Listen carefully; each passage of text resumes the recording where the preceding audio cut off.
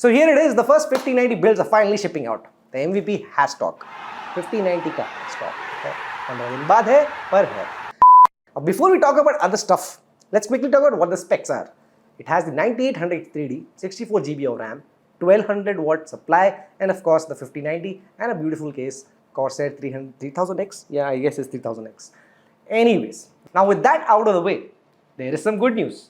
The cables don't burn up.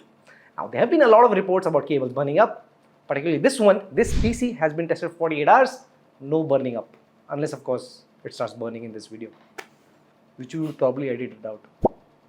No, you won't. Anyway, don't put that part. So 48 hours, A-okay.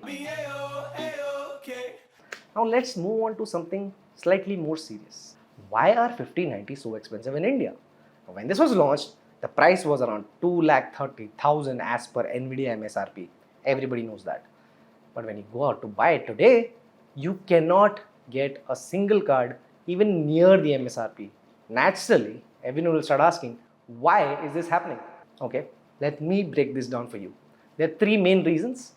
And in the end, I'll tell you what you could do if you're in the market waiting for a 5090. Now, reason number one is the billing price itself is high. When I say the billing price, from the brands itself to retailers, resellers like us, it's high. Now you will ask why? It's high because the quantity is extremely limited. Now imagine us shipping out a 5090 build 15 days after launch, and we are one of the very few people in India to actually get 5090 stock.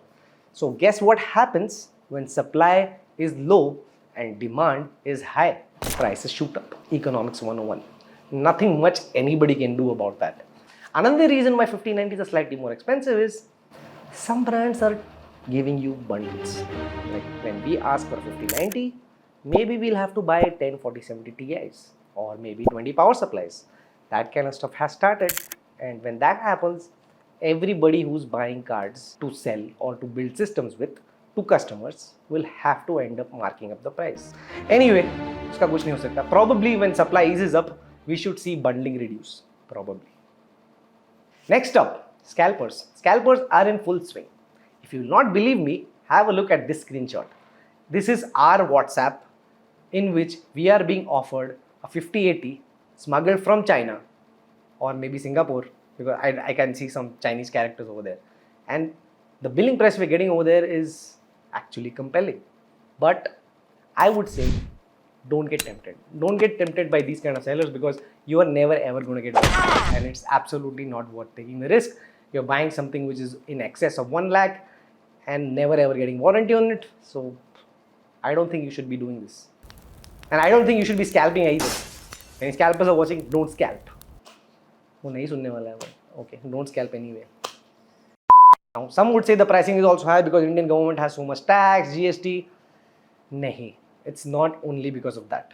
It's because of the factors I mentioned earlier. So just wait until the time, probably 8 weeks or 9 weeks ahead. That's when you should see slight drop in pricing, or maybe even 12 weeks. You never know. So you might ask, how sure are you that in 12 weeks time that I'll get a better price? So NVIDIA is a multi-billion-dollar company. Surely they'll be trying to figure out how to ease up supply in the market. There's pent-up demand. They will do something. So next thing you will think about is, so yeah, NVIDIA is to blame. Let's blame NVIDIA. They messed up. Not exactly.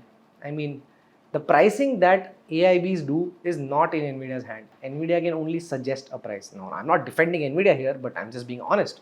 NVIDIA doesn't control the price that people sell on, especially scalpers. Yeah, so that was 5090. What should one do then?